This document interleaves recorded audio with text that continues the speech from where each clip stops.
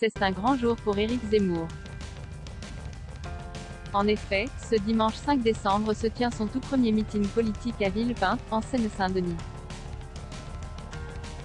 Initialement prévu au Zénith de Paris, ce premier rendez-vous politique entre Éric Zemmour et les Français a finalement été déplacé au parc des expositions de Villepinte, en vue des tensions que celui-ci risquait d'engendrer. En effet, les anti-Zemmour sont d'ores et déjà de la partie afin d'exprimer leur mécontentement suite à la candidature du polémiste aux futures élections présidentielles. Des tweets de ces derniers ont fusé pour annoncer la délocalisation du meeting, et pour appeler au blocage d'Éric Zemmour. Pierre-Jean Chalancon présent à Villepinte pour soutenir Éric Zemmour malgré de nombreux détracteurs. Beaucoup de personnes sont toutefois venues apporter leur soutien au candidat d'extrême droite en répondant présent à ce tout premier meeting, pour le moins symbolique. Parmi eux, Pierre-Jean Chalancon, ex-acheteur des Affaires conclues.